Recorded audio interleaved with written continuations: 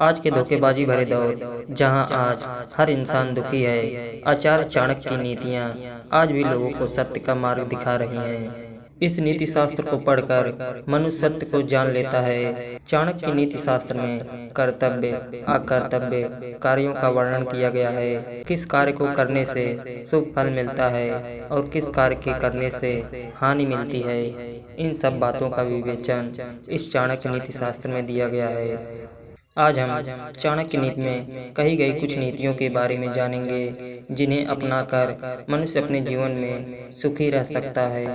मूर्ख शिष्यों को उपदेश देने से, दुष्ट स्त्री का भरण पोषण करने से तथा बेवजह दीन दुखियों के साथ संबंध रखने से पंडित भी दुखी हो जाता है। मूर्ख शिष्य को कितनी ही शिक्षा की बातें की जाएं, वह उन्हें प्रयोग में नहीं लाता है। उसकी इस अपरिवर्तनीय प्रकृति पर समझाने वाला शिक्षक भी दुखी हो जाता है। दुष्ट स्त्री की जितनी चाहे सेवा करो, वह अपनी नीच प्रकृति कभी नहीं छोड़ती। बात बात पर झगड़ना, देरी से उठना, काम से जी चुराना आदि हरकतों से घर में अशांति बनी रहती है। चाणक्य के कहने का भाव है कि वह अपने दुष्ट स्वभाव को कभी नहीं त्यागती। दुष्ट पत्नी, धोखेबाज मित्र, प्रश्नोत्तर करने वाला नौकर तथा सांप वाले घर में निवास करने से मृत्यु कभी भी हो सकती है। दुष्ट पत्नी, धोखेबाज दोस्त और भेदभाव को जानने वाले नौकर के साथ रहना सांप के साथ रहने के समान होता है।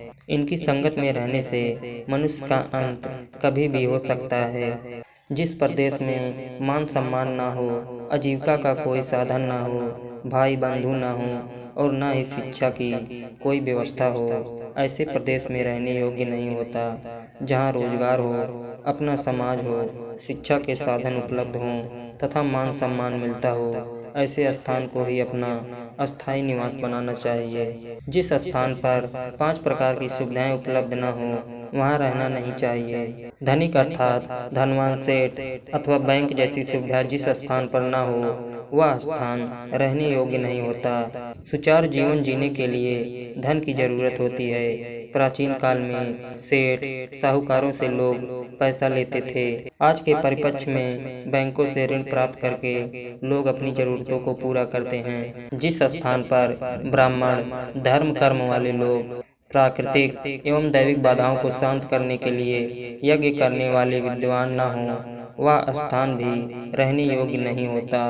जहाँ वैद्य या चिकित्सा जैसी सुविधा न हो, ऐसे प्रदेश और स्थान पर नहीं रहना चाहिए। जिस स्थान पर पीने योग्य जल, नदी आदि न हो, उस स्थान को त्याग देना चाहिए। इन सभी बातों का सीधा अर्थ यही है कि जिस स्थान या प्रदेश में धनवान, विद्वान, शासक, नदी, वैद्य, चिकित्सा आदि सुविधाएं न हो, वह स्थान रहने योग्य नहीं होता है।